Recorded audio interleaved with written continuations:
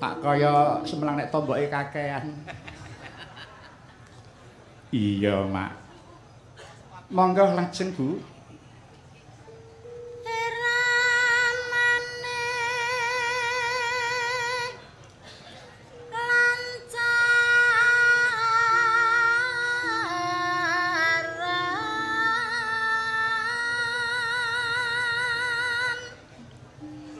Mungkin Arya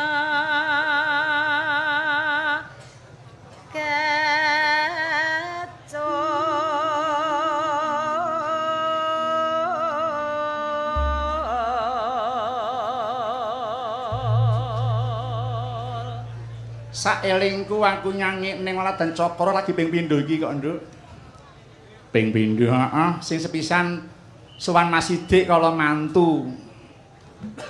Buh pirang taun Nduk aku nganti lali. Mau ya pinarak rono sowan mrono weh.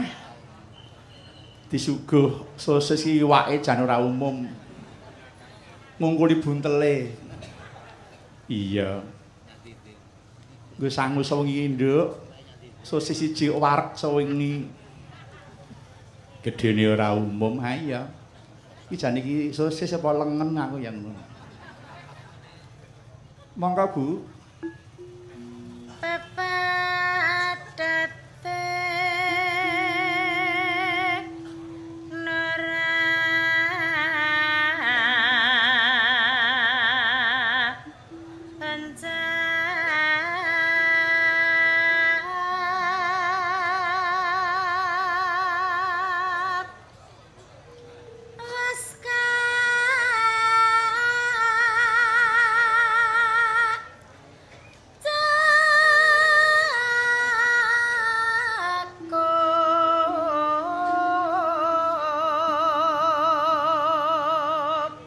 Aku mau dimingi-mingi karo Pak Saptawaji, Nduk. Apa? Sate gule sapi. Kuwi dumadi taun 49 seprene. Wah, pengen ngrasake. Para kanca dijak ya, Nduk, kuliner yang Cokro Kembang ya. Iya. Ngrasake sate gule sapi Cokro Kembang. Iya. Monggo putelasaken, Bu.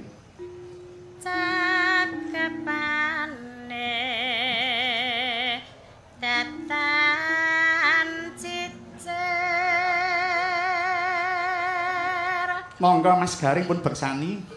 Monggo.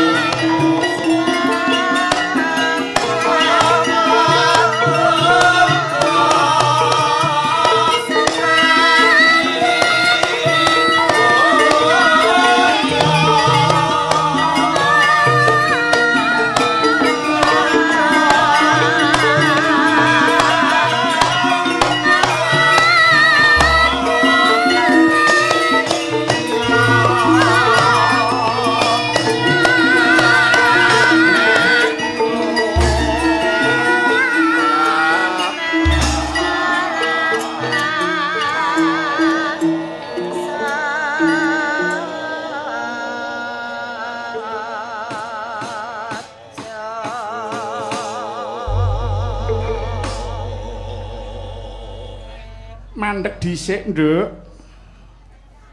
Iki pangune wis tekan Pasar Cokembang Daleman, Kecamatan Tulung, Nduk. Kok nganggo leren ana pasar tradisional? Apa sampean arep mampir blonjo to, Mak? Wayah bengi kok mampir blonjo ki apa pasar buka?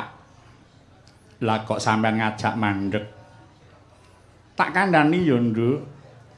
Bengi iki aku karo kowe didapuk dadi seksi. Sing dapuk sapa? Sing dapuk yaiku panitia tasakuran purna renovasi pasaran ing Cokembang Daleman kene. Menggono Mak, heeh. Awake dhewe didhawuhi nderek mahargya lan nekseni pasar Cokembang Daleman sing wis rampung direnovasi iki, Nduk. Iya, Yung. Ora ketang klungsu-klungsu nderek udu ya, Mak. Heeh. Alhamdulillah pasare wis dadi nduk tur becik banget, megah. Kene kena kanggo aktivitas jual beli utawa dol tinuku meneh. Iya, Yung. Pasar kuwi punjering nggone wong dodol tinuku uga minangka penggerak sirkulasi perekonomian masyarakat. Mula ya wis pantes iya upama kurang terus resati banjur direnovasi iki ya Yung. Kepara nyata nggih. Pasar kuwi yang set mujudake potensi kanggo peningkatan pendapatan asli daerah utawa PAD, ya toh? Bener. Ibarate kaya glodokan tawon madu kae, Nduk. Glodokan iki pasar, tawon madune kuwi pedagang lan pembeline nggih. Ngono Yung. Yen nganti kumuh utawa kotor tawon mau ora bakal gelem manggon ana kono kok, Nduk. Lah akhire terus dadi pasar mangkrak ya, Mak. Ayo jelas to. Mula supaya pasare urip, tripartit kudu manunggal mengelola pasar mau murih resik lan resep sinawang ing pandulu ya, Nduk. Tripartit ki apa to, Yung? Siji pemerintah, loro petugas pasar, ping telu yaiku pedagang lan pembeli mewakili masyarakat umum. Ngono Yung. Iya. Pemerintah menehi fasilitas los kios tempat dasaran lan fasilitas alat kebersihan kaya to pacul, arit, sekop, sapu, gerobak sampah lan sak panunggalane. Pemerintah uga membina pedagang, menetipkan lan memberi solusi. Aja nganti aktivitas pedagang mau ganggu lalu lintas. Marga sing jeneng pasar tumpah kuwi saben pasar mesti ana kok, Yung. Mula wajib ditertibke ya, nggih. Yen sekirane njero pasar isih longgar, ya aja dasar ning pinggir dalan mundhak ganggu marang lalu lintas mau. Para nyata, Yung. Belajar tertib mulai sekarang ya, Mak.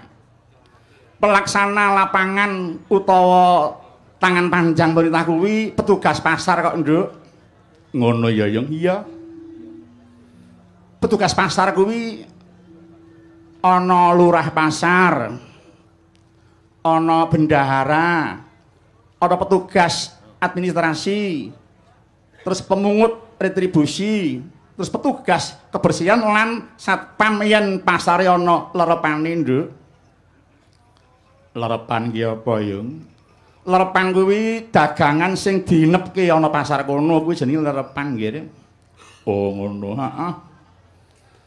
Lurah pasar kuwi gaweane mengkoordinir petugas pemungut, petugas keamanan lan petugas kebersihan, Nduk. Lurah pasar kuwi cara jaman biyen jenenge pangkate tondo. Tondo. Kuwi pemungut, petugas keamanan lan petugas kebersihan, Nduk. Lurah utawa kepala pasar bertanggung jawab atas segala kegiatan pasar.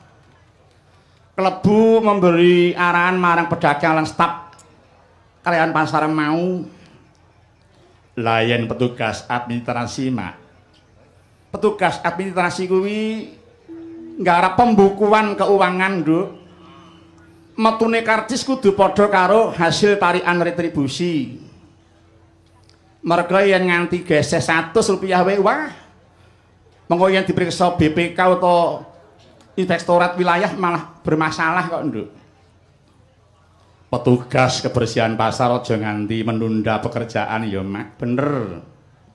Yen petugas kantor utawa administrasi digarap ana kantor ora rampung bisa dilembur ana omah. Ning yang kebersihan, Nduk, seketika itu harus dilaksanakan. Ora iso ditunda ya, Mak. Ora iso. Ditunda iki kaya padha karo numpuk sampah to. Digarap ning omah ya ora bakal apa sampah disungi mulih. Layan kewajibane pedagang, Mak. Pedagang ngantuk fasilitas tempat dasaran. Kewajibane mbayar retribusi lan jaga kebersihan tempat dasaran mau, Nduk. Ngono yo, heeh. Besar kecilnya retribusi wis diatur Perda kok, Nduk. Wis ana perdane wis. Yen los mbayari saben mangkat utawa saben dodolan. Ning yen kios buka ora buka tiap hari kudu mbayar. Ngono yo, heeh. Nadyan kios mau bisa dipindah tangan kananging kuwi dudu hak milik, nggih. Kios pasar kuwi mung hak sewa utawa hak pake. Bedane apa hak milik karo hak sewa, Mak? Yen hak milik kuwi ditinggal 10 tahun isih tetep milik pribadi. Ning yen hak sewa ana aturane, Nduk. Upamane ora dinggoni 3 tahun berturut-turut kios mau ditarik bali nyang pemerintah. Ning ya ana, Nduk, perda sing ngatur 3 sasi ora dinggoni wis ditarik ya ana. Ngono. Layan masyarakat sekitar pasar yung. Masyarakat dihimbau membantu kebersihan pasar mau, nggih. Tempat pasar kuwi dudu TPU lan dudu TPA lho, Nduk. Tempat sampah pasar kuwi khusus kanggo sampah pasar ya, Yung. Iya. Warga sekitar pasar disuwun panyengkuyungi, nggih. Disuwun pambiyantune warga ora ngguwang sampah ana tempat sampah pasar mau. Kejaba yen warga wis konsensus karo petugase pasar ya, Mak. Kuwi kejaba. Iya. Syukur pasare digawe adoh kumandangi sisan ya, Nduk. Dadi bisa loro gawe, ya pasar ning ya dadi tempat tujuan wisata, nggih. Iya. Lah yen himbauan sampeyan katur tripartit mau apa wae, Pak? Pemerintah disuwun konsisten menggelar operasi pasar ya, Nduk. Mengantisipasi pasar aja nganti terjadi penyimpangan. Upamane gas LPG jatah Sukoharjo beredar ning Klaten, lha kuwi jadi nyimpang. Utawa gas LPG sing kudu nyang Klaten malah beredar ning Boyolali, kuwi jenenge ya penyimpangan. Ngono ya, heeh. Mbok menawa isih ana daging gelonggongan utawa daging kadaluwarsa kudu ditetipke ya, Yung. Jelas kuwi hukume wajib, Nduk. Mesake karo pembeline, mesake konsumene, Nduk. Lak banjur himbauan kanggo petugas pasar apa, Yung? Petugas penarik retribusi aja galak-galak ya, Nduk. Toleransi lan bersikap santun wajib ditengenke. Demi mengejar target ya monggo, nanging bersikap ramah kepada pedagang kuwi hukumnya ya wajib kok, Nduk. Ngono ya, Yung. Heeh. Wonten katur Ketua HPP utawa Himpunan Petugas Pasar, monggo anggotanipun dipun motivasi supados tumut ngreksa lan rumeksa kebersihan pasar saha njagi kualitas daganganipun. Petugas kios, los lan pedagang adegan padha kewajibane ya, Mak. Bener padha, Nduk. Sing dagangane bentuk makanan siap saji ya aja nganggo bahan pewarna wenter ya, Nduk. Lan aja nganggo pengawet formalin kuwi aja ya, Ngger. Iya ya, heeh.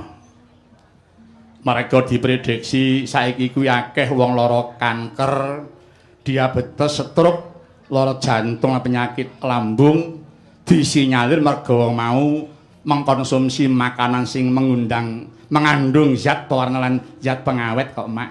Iya. Mula tak ambali maneh, Nduk. Daging gelonggongan, daging kadaluwarsa lan ayam tiren aja didol ya, Ngger. Pembeli ya kudu jeli ya, Yung. Bener. Dene Kang Pungkasan, Nduk. Pasar Cokro Kembang Daleman biasa dadi pasar adoh. Kang dadi kumandangi penghuni lan pengelola bersatu menjaga kebersihan pasar mau. Rumeksa bangunane lan pasare aja digawe kumuh, aja digawe kotor ya, Ngger. Iya, Mak. Yen perlu pedagang lan petugas pasar padha mbangun kasantosan lumantar arisan kuwi malah luwih becik. Kareben kerasan bebasan kaya besan, wekasan pembeline ora bosan. Blonjo pisan ora kapusan nanging kepara rumangsa terkesan ya, Mak. Iya bener, Nduk, heeh. Gawe iki pancen ragate ora sithik nanging rumeksa kuwi luwih abot kang mengurayu bebarengan rumangsa ndarbeni marang pasar mau ya, Nduk. Iya, Yung, heeh. Mung iki sing bisa tak aturake marang para kadang pedagang pasar Cokro Kembang Daleman kene ya, Nduk. Iya. Iki oleh tasakurna ora tanggung-tanggung kejaba nimbali marang awake dhewe sak kanca uga kepareng miji marang kadang pelawak saka Semarang saka wayang wong Ngesti Pandhawa Kamas Sumarbagya utawa Gareng Ngesti Pandhawa ing Semarang mau wis pemanasan kanthi joget. Wilujeng dalu Mas Gareng. Wilujeng dalu, Mak. Kula rawuh wanci tabuh pinten? Pangestunipun maghrib sampun sowan. Alhamdulillah, wah jan nemen-men ki tenan. Nggih wong nggih sajeg cumlek wiwit kuncung nganti gelung ditimbali mriki nggih saweg sepindah niki. Oh, ngaten. Nggih.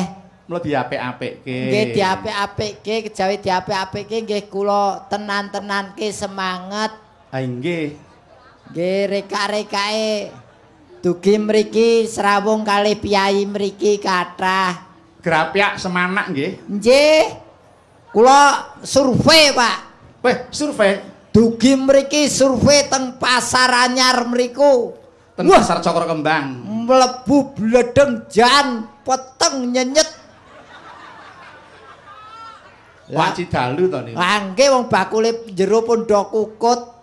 Yen ningali bangunane niku ketok kokoh. Bakoh.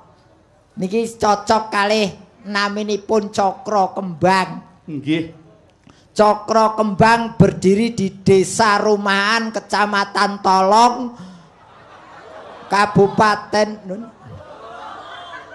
Wong kok le menclek kok sak anggon-nggon. Lho niku tergantung dari pengucapanipun, Pak. Menawi kula pun bahasa Indonesia nggih kabeh kudu bahasa Indonesia. Pasar Cokro Kembang, Desa Rumahan, Kecamatan Tolong. Tulung niku yen Jawa. Wong desane mon Daleman dadi Rumahan kok, Pak. Kecamatane Tulung nggih dadi Tolong. Oh, karepe di bahasa Indonesia kabeh to niku. Nggih. Dadi cocok Cokro Kembang, Cokro niku mubeng. Nggih. Pasar niki dadi berputarnya roda perekonomian masyarakat Daleman. Leres. Niki sing karepe berdirinya pasar kembang mengembangkan ekonomi masyarakat supaya berkembang. Tanpa ada pasar tidak mungkin ekonomi masyarakat berkembang. Mula jenenge Cokro Kembang. Menika kayuwanganipun Bathara Kamajaya. Wah, hebat. Niku napa dewa sing paling bagus dhewe. Leres, inggih. Niku yen kula ngarani Cokro Kembang pun beda melih, Pak. Kula ngartekaken pun beda. Cokro Kembang. Conu cocok diarani pasar tradisional. Niku. Nggih, niku ca lajeng kra. Keroyokan sing arep dodol lan arep tetuku mergo nggone aman, nyaman, resik, lengkap lan murah. Leres. Niku. Tempat belanja dan wisata terlengkap dan murah. Niku. Kembang niku kula jikuk ke menika saking kalimat kebanggaanipun masyarakat Kelurahan Daleman khususipun lan Kabupaten Klaten umumipun. Leres. Bangunipun kanthi dana APBN. Niki lho, Saking pusat. ing atase pasar ning desa kok dia biayai APBN kuwi mboten wampuhe Pak Lurah niki. Wah, Mas Kokok pancen wah nggih. Wah jan niki mula nggih mboten maido yen syukurane niku ngaturi panjenengan rawuh mriki mboten maido, Pak. Inji. Dadi cocok kali pembiayaane dipun biayai negara mosok wayangan kok dalange dudu Pak Anom. Wah. Ya aja ngono ta. Lho lah nggih mestine lak ngoten to, Pak. Aja sok ngatoske banyu ngempukke watu. Lho, mboten lho, kula niku nggih ngeten niki kali ndongake yen jenengan pajeng lak nggih kula katut to, Pak. Ya nek nganggo pelawak nek ora. Wah, yen wayangan mboten ngangge pelawak nggih udan deres angin gedhe, Pak. Aduh. Dongane kok terus elek men. Lah panjenengan saged nyuwun pirsa piyai mriki. Kula dereng dugi udane kaya ngapa? Nggih. Begitu kula dugi niku set mandek. Ning nggih pun kebacut karpete teles kabeh niki, Pak. Nek lah yen kula enten melih merdekaken bab pasar, Pak. Nggih. Pasar menika wonten tegesipun. Menapa? PASAR, P no papan kanggo dol tinuku. Nggih, P. A niku akeh jenise utawa arane. Pasar niku jenise utawa arane niku kathah. Enten sing arani pasar tradisional, pasar modern, pasar malam, terus pasar bursa. Yen Semarang mriku enten pasar maling. Lu enten Pak, dadi jenis lan arane kathah. Nggih. Niku es sing didol wiwit bumbon nganti elektronik. Nggih, menika kathah jangkep menika kados to. Nah, Buah, lajeng sayuran, nggih. bumbon, kelontong, Komplit. jajan pasar, pakaian, konveksi, Walah, pun. kelitikan, Pun. gerabah, bolo pecah, daging, ikan, burung, unggas, Pun kambing, komplit. hasil pertanian lan palawija, sepeda, onderdil, Walah, pandai besi, wah. alat pertanian lho cobi to apa ora hebat. Anggen kula niku enten Pak wong dodol ning tanpa dagangan. Ora usah bacutke wis aku mudeng kuwi aku wis. Niku es. A niku awan buka bengi tutup. Nggih. Niku yen pasar tradisional kejaba yen pasar modern awan bengi buka. Yen jaman biyen niku ramene mung pon kali legi. Nggih pasaran niku. Sakniki dibuka setiap hari. Mulai. Jam gang salinjang ngantos jam sekawan sonten. Nah, niku memberi No, wiwit. kesempatan. Tanggal 8 Januari kala wingi. Amin. Ewadene eripun no, retribusi harus tertib.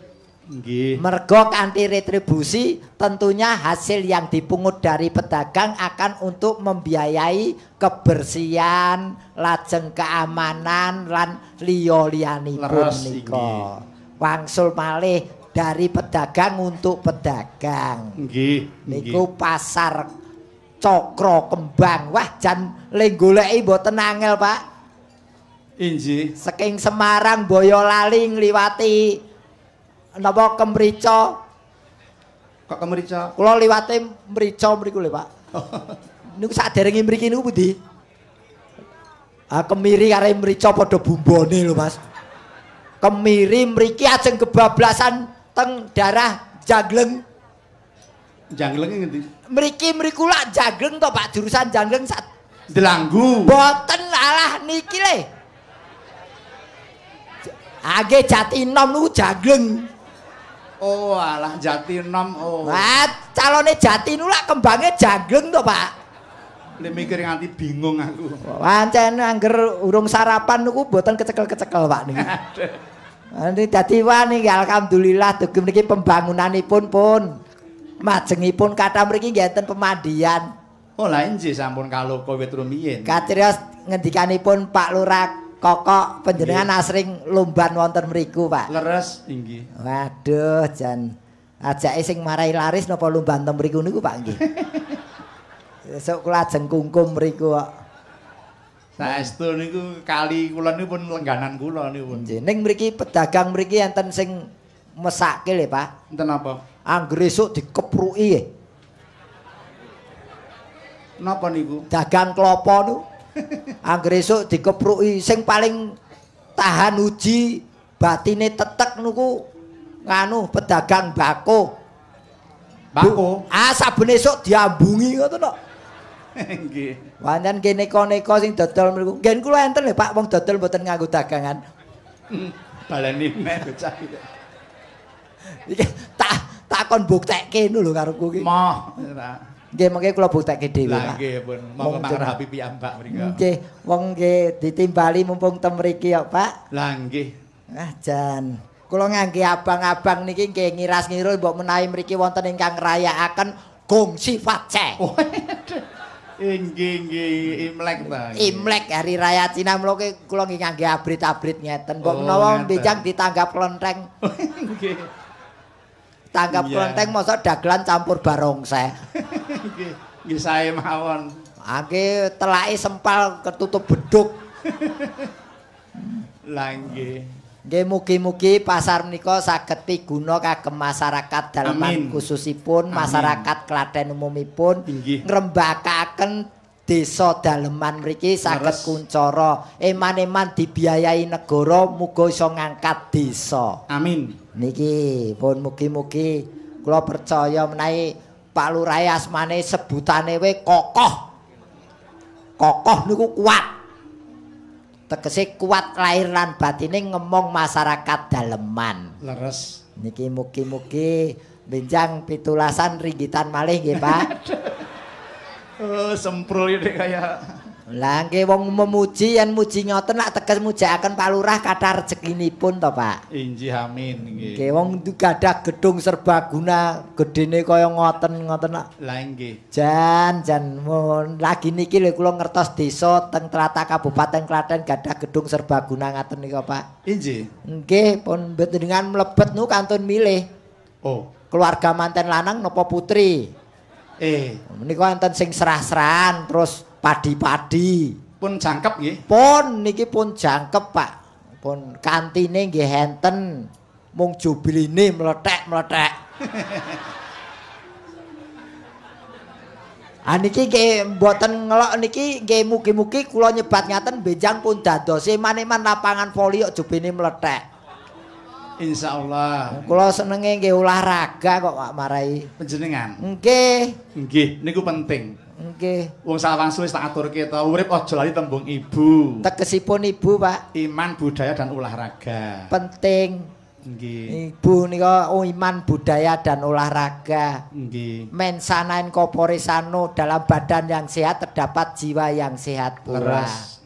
Tanpa olahraga wah kapiran. Saestu. Kula mboten olahraga niku terus dadi masalah nggih. Niku kula angger kelingan pasar ngeten iki kelingan maratuwa kula.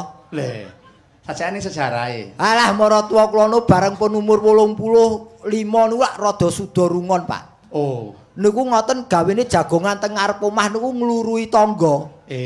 Angger ana tangga liwat ngoten jak omongan delalah tangga kula lak suda rungon. Maratuwa kula lak tangga kula sing budhek niku liwat.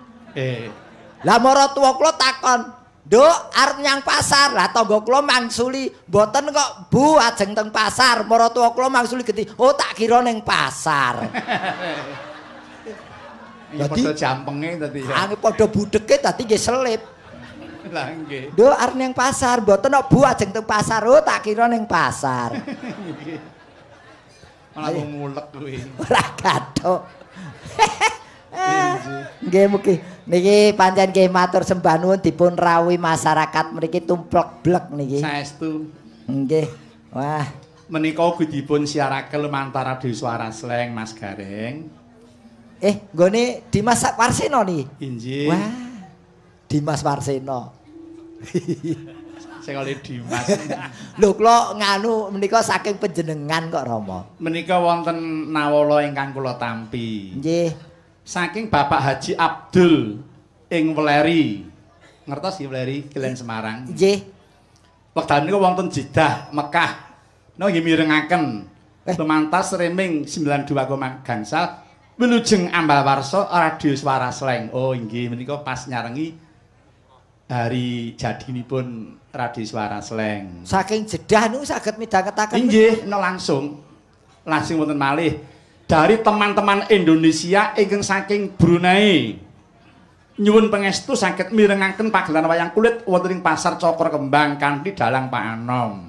Lho Mas Warseno nu bayar satelit pinten kok iso tekan Brunei. Nggih. Yang diragati tenan kok niki. Wah ampuh men wae. Dalu menika Mas Anom pikantuk salam saking Mas Joko Susiling Amerika.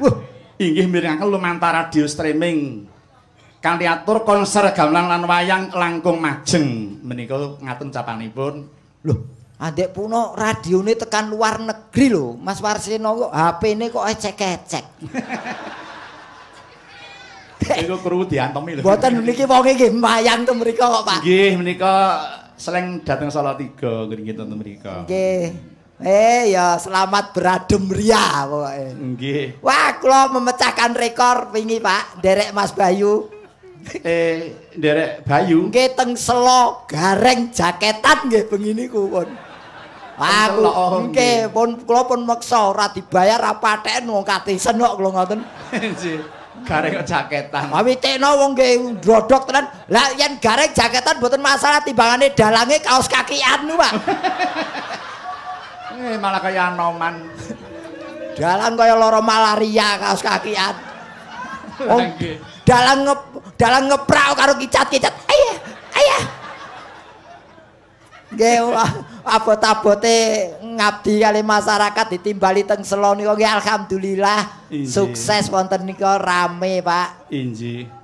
Jan penontonipun nggih tumplok-blok kebak. Inggih. Pinggir panggung kebak mergi nonton Rodado ra ketok wong kabut. Dadi penontonnya do nyedak. Oh nggih. Dadi kebake panggung niku mboten perkara le kebak penonton mergo kabut niku.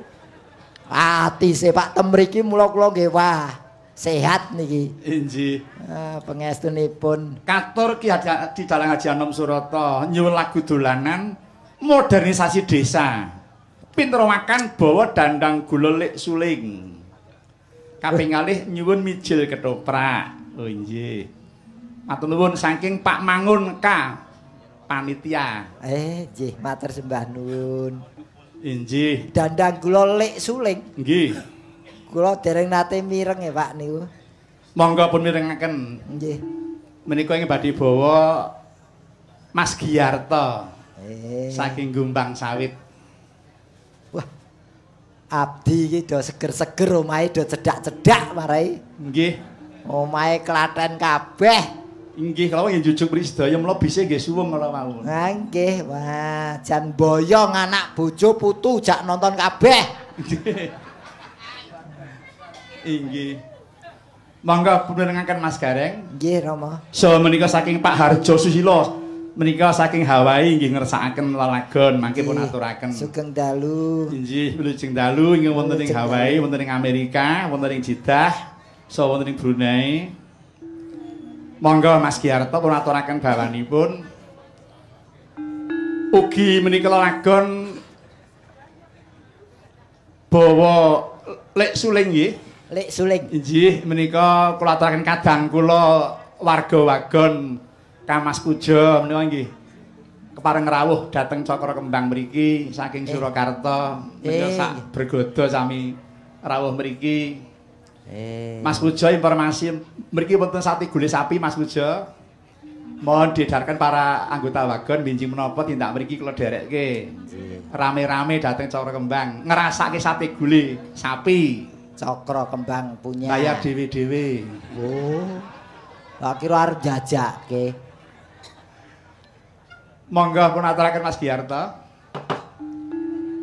Ayo ruwang hang ayahi karti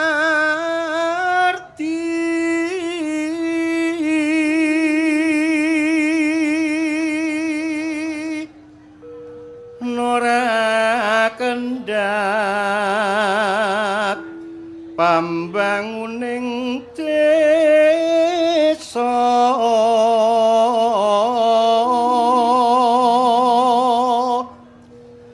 binudi murih beci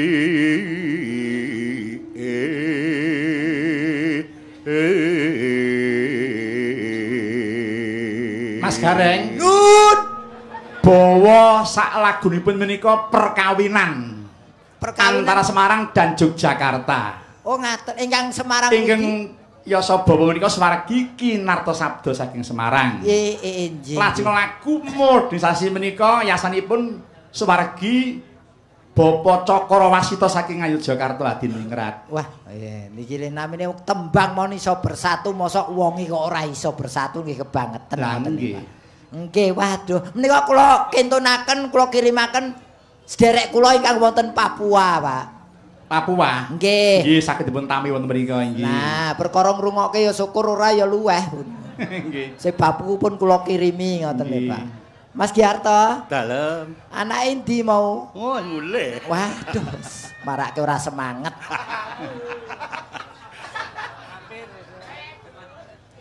Monggo lanjut. Supaya tambah maju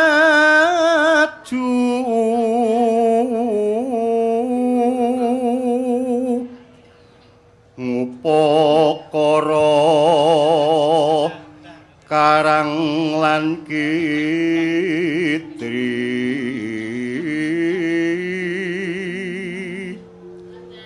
guyub rukun tumandang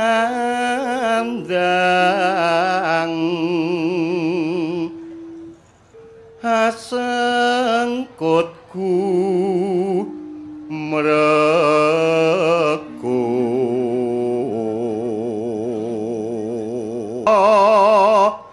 harjo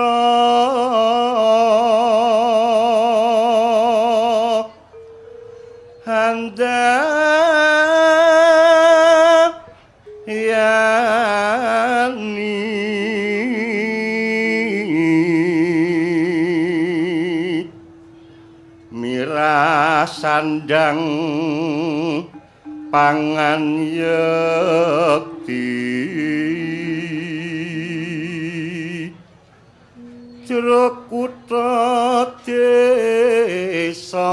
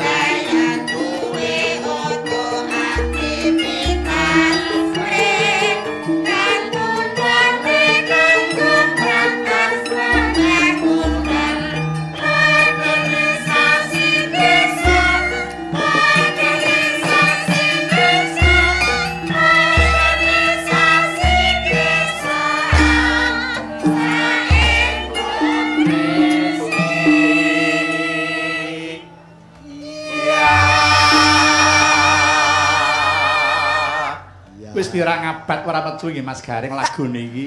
Nganti medhok. Dangu nganti puluhan tahun ora metu. Oh, wah pun dadi kaya gabah dinteri nika pun. Wah, tujune iki nggawa pembonang ulung. Wes. Niki Nggawa kunci. bothekan mlaku, nggawa kitab mlaku nggih sing bonang Mbah Yadi niki pun. Nggih pun tujune wah Di luar kepala tenan. upama ora no ya 1 tiba 6, 6 tiba 5. Injih. Dadi kemistik kewolak-walik mboten nembus. Lah nggih nembang karo gerayah-gerayah. Pancen nggih dangu mboten medal. Saestu nggih. Niki puluhan tahun nggih. biasane dados lagu wajibipun RRI ning RRI piyambak nggih dangu mboten nate nyetel menika. Nggih. Mila nggih maklum mawon, mbok menawi Saestu. kasetipun nggih sampun rusak. Nggih. Pun ketutup kalih tali kotang barang niku. Alah mendem-edokan barang niku. Nggih nggih Injih. mboten maiben wong jaman kok, Pak. Leres majuning jaman. Kantun mijil cengkok duplak utawi mijil ketoprak-an. Wah, nggih. Ya mumpung Monggo Mbak Setyawati saking Kediri pun aturaken, monggo. kula kinten nanjakaken sing bau reksa mriki. Sinten? Mbak Rosyati niku. Kula sampun. Wah, kok cerdungak-dangak wae. Enten apa? Biasane ngene lho, saiki mung trima Kode lah. nggih. Monggo Mbak Setyawati pun aturaken mijil cengkok duplak utawi kaprahipun mijil ketoprak-an, monggo.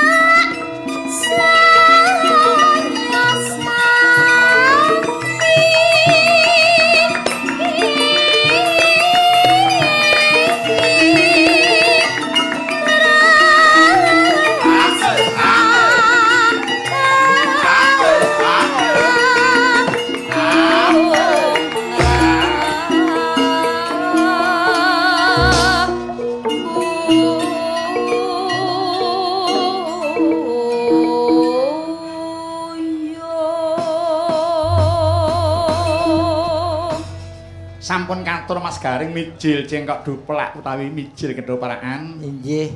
dening Ibu Setyawati saking Kediri. Kanyatan kita tasih mat dipun midhangetaken nggih Rama. Oh saestu. Wah jan iki Mijil ora kambang pangkur ngono wis ora njuwarai. mboten kalah karo alamat palsu pokoke. Nggih.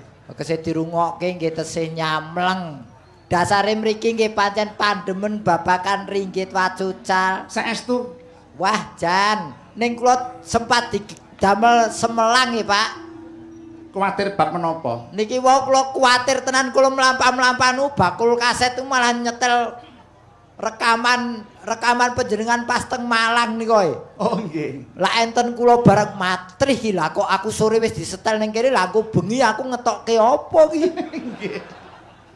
Jebul mriki niku kaset panjenengan kathah lho Pak punang. Inggih. Pun nggih alhamdulillah saged semebar dumugi mriki. Leres. Nggih mugi-mugi mangke saged mengembangkan diri sampai keluar Jawa, keluar negeri. Amin. Amin. Wah, Sakno gentos panjenengan piyambak Mas Gareng.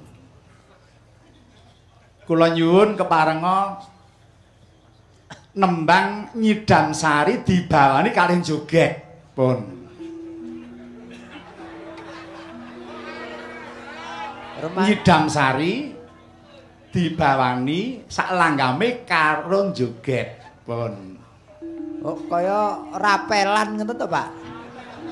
Kula ajeng ngetes kaya napa kadigdayan sampeyan. Oh, kaya lara mata dites. Nggih wong jenenge niki dawuh panjenengan kula laksanakaken. Harus, hukumnya wajib. Nek pengen kapet kumpul ya kudu diaturke. Mas kula nu nderek panjenengan nu kaya ancik-ancik eri. Enten apa? Angger luput-luput bejane iso kecoblos tenan niki. Mosok ora iso nembang kowe kok malah medeni wong.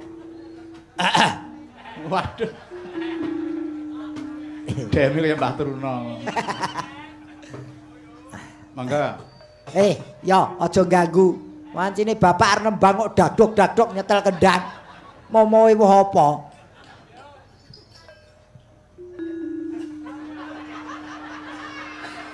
Malah kaya jaran nggo kelinting barang. Aku rumangsaku angger ana wong pinter kok do meri lho. Waduh. Mangga. Iji. Duh wong ayu.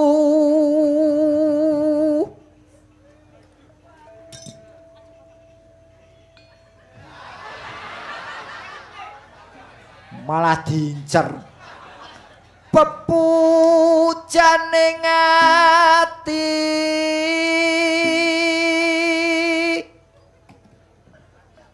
kaya ngene wong gandrung ora ana sing digandrungi. Kaya ngene wong nandang aswaru Asmara. Alah ya. Aku mari baremi kalah lho dadine. Wah semprul ini. Kelingane aswaru Ya terus njaluk dikere kowe. Kula nggih mung Tenan ora tok ndek wis dadi kere tenan kowe. kula nggih mung ketularan kanca kula kok, Pak. Sapa? Ah nggih mriko nggih karang kedembel. Asmara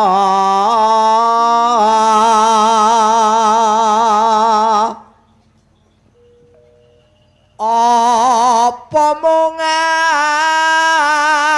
awakku dhewe ngene lho kok arep dikei 150. Pira ora akal-akale Bayu rek. Saidan. Saidan. Bayu ditakoni adate Mas Garim 150 kok Pak. Niku sak kelasane, sak payunge ati. Oh, tukang pijet wae. Oh, kula niku lek napa niku pun nengkar tanggalan lho Pak Kloping ngoten. Wah, abang Pak Anom. Oh, teng mriki Klaten pasar toko kembang lah kok Mas 150 wong edan iki. Aku mang sulit 150 karo diculek mripate apa ora aku.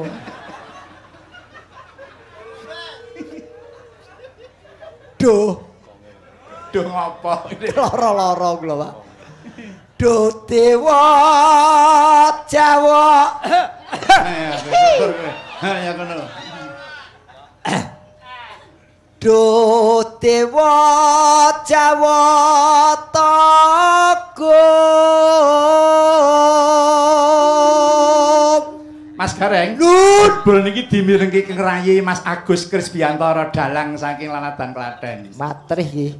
Di Agus Krisbiantara nggih mirengke niki. Lah niki kula nyuwara ngeten nak dikira nyaingi Mas Agus niki. Nggih. Inggih Di Agus nuju midhangetaken sagotra. Nggih, mrika rol ketoprak kula rol benang kok, Pak. Rol benang. Sope ana kok ora ana segane. Iku to Pak tak cempolo ki, Reng. Atau mriki mengke kesampar, Pak. Wong nembang kok ngurusi neko-neko to. Kuwi jane penembang apa peladen ya? Lah witekno direwangi pupuran putih niku nggih golek sop niku Pak. Ya engko to nek wis rampung. Walasana mring wa mami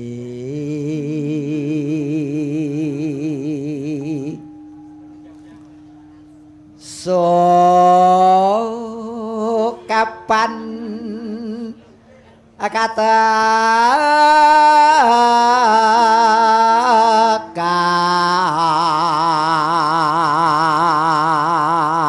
Cengkoke apik. Saploke 150 iki jan wah nyenengke cengkoke jan. Apik tenan. Pak, kula jagake nggih ngangsur kendaraan lho Pak niki. 150 tombok iki. Bensin arep mundak barang kok. Cek. Dijoki banyu jare ya. Wah, kendaraan kok joki banyu mangsane kapal-kapalan apa piye? Klok. Jejer lan wong ayu.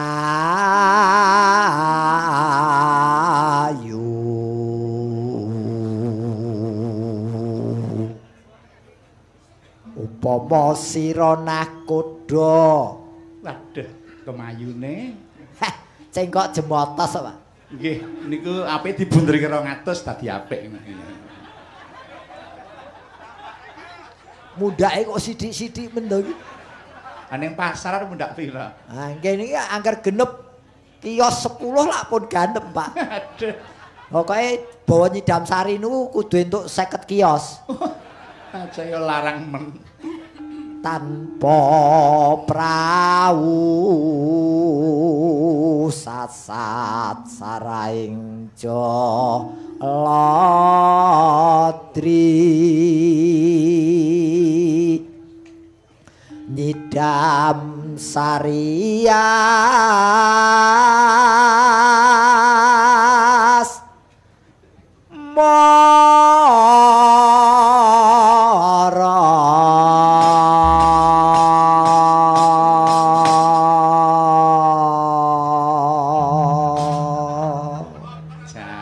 Elok tenan. 250. Mundak sithik pokoke. Kok pas 500 mati gitu ya. Mati suarane ngono lho. Ah, mboten. Nah, nggih, kudu sehat. Mangsaku kok pake karo anake padha kejeme ya. Ayo karo joget langgamipun Nyidam Sari. Lho niku kula rangkep. Loh, jelas no. Lah niku nggih napa nonton wayang kok gelungan, Don. Kowe ning bagiane dhewe. Oh, nggih. Resyati dendem karo aku. Apa ora nganyelke mampir Mas ning aku kene tak cepai sego karo tak belehke kere ngono. Belehke kere. Ayo. Upama sliramu sekar melati aku tumbang dansani upama sliramu arti manis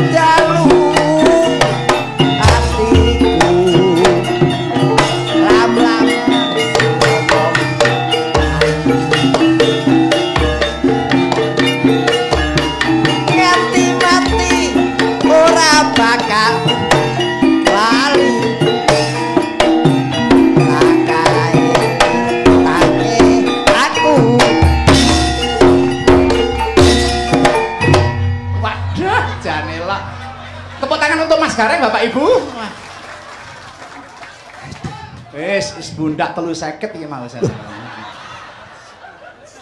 Rumangsaku wis tekan 400 kok sik 350 to. Ranggep papat lho, Pak. Mundhake gur nyatus tok. Ben awet. Ben awet pripun mengke genepi. Lah yen trek ora genep-genep ngewangi ngusungi debok niki mengke. Wah.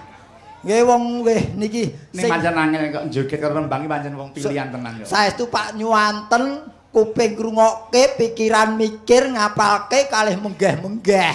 Nah. Wah, jan abot-abote goleki susu anake gen ra rebutan kalih kula niku lho, Pak.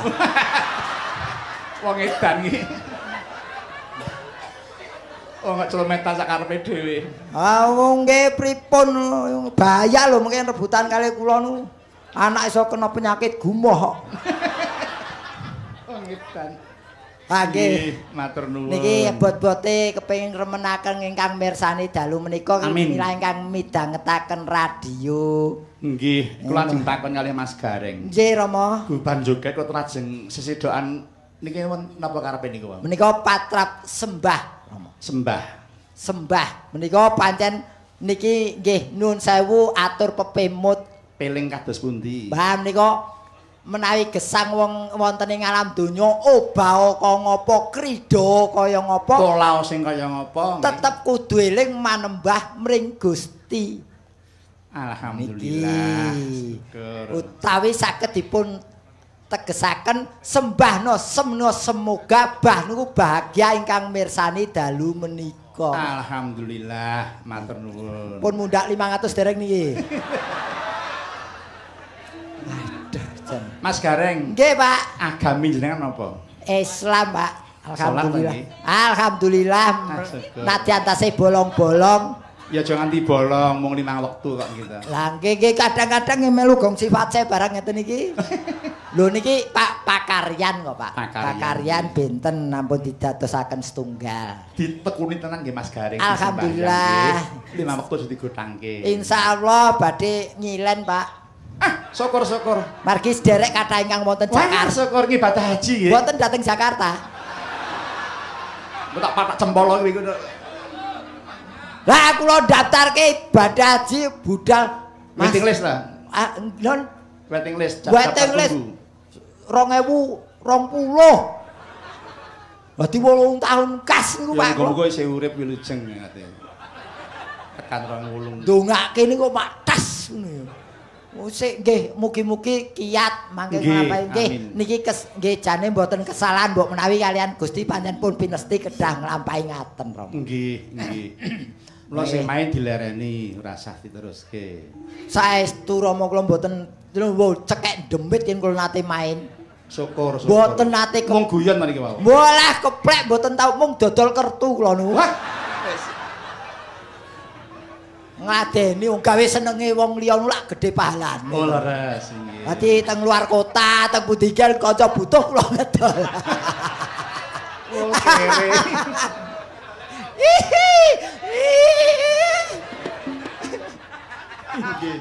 Wah, mosok kartu lemi ning Kalimantan regane 50.000.